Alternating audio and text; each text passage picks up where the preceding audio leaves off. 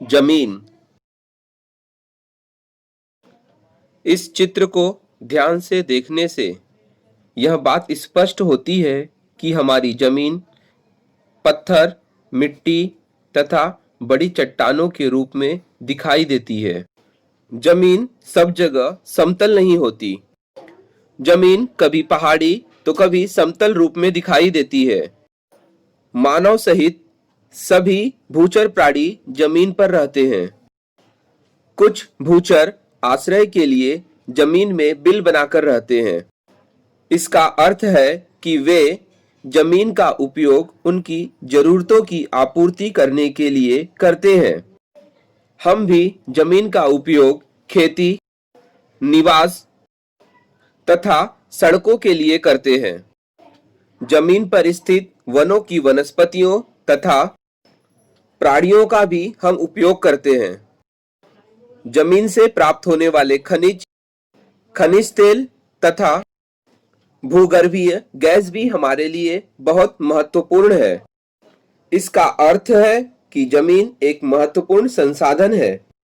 आओ अब यह देखें कि यह जमीन निश्चित रूप से किससे बनी है। पृथ्वी की जमीन इस तरह से हमें दिखाई देती है। परिपक्व मिट्टी वाली जमीन में सबसे ऊपर की परतें वनस्पतियों तथा प्राणियों के अवशेषों के सड़ने से निर्मित होती है। इसे ह्यूमस मृदा कहते हैं। यह परत प्रायः घने जंगलों में पाई जाती है। इसके नीचे की जमीन बालू, मिट्टी, कंकड़ तथा कृमि कीटकों से युक्त होती है। मिट्टी की इस परत को मृदा कहते हैं। इसके नीचे की भूमि में मिट्टी तथा मूल चट्टानों के टुकड़े पाए जाते हैं। यह मृदा अपरिपक्व होती है। इसके आगे और नीचे जाने पर मिट्टी की मात्रा कम होने से चट्टानों के टुकड़ों की मात्रा बढ़ती जाती है। ये परत मूल चट्टानों से प्राप्त होते हैं। इसीलिए क्षेत्रानुसार मिट्टी भिन्न भिन्न होती है। इसका रंग और बनावट दोनों मूल चट्टान के अनुसार निर्धारित करते हैं। मृदा तैयार होने की प्रक्रिया। जमीन की मृदा प्राकृतिक प्रक्रिया से निर्मित होती है। मूल चट्टानों के अपरदन से मृदा के लिए अजैविक घटकों की आपूर्ति होती है। उमस, पवन तथा वर्षा से निर्मित होने वाली ऊष्मा, ठंड तथा पानी के कारण मूल चट्टान के टुकड़े होते हैं।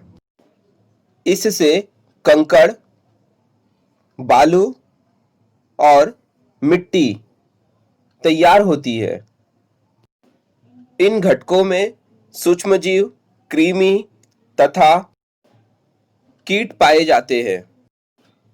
चूहे जैसे कुतरने वाले प्राणी भी अपरदन में सहायता करते हैं। इसी प्रकार जमीन पर स्थित वृक्षों की जड़ें भी चट्टानों के अपरदन में सहायता करती हैं। मृदा निर्माण की यह प्रक्रिया मंद गति से चलती है। परिपक्व मृदा की 2.5 सेंटीमीटर मोटी परत तैयार होने में लगभग 1000 वर्ष लगते हैं।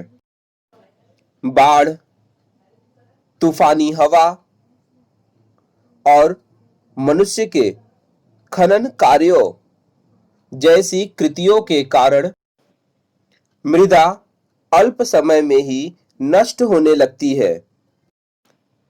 इसलिए मृदा का संरक्षण करना और भूमि का क्षरण रोकना आवश्यक है।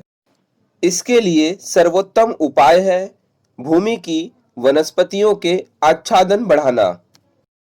वनस्पतियों की जड़ें मिट्टी को पकड़े रहती हैं, जिससे वर्षा के पानी और हवा से मिट्टी का क्षरण रुकता है।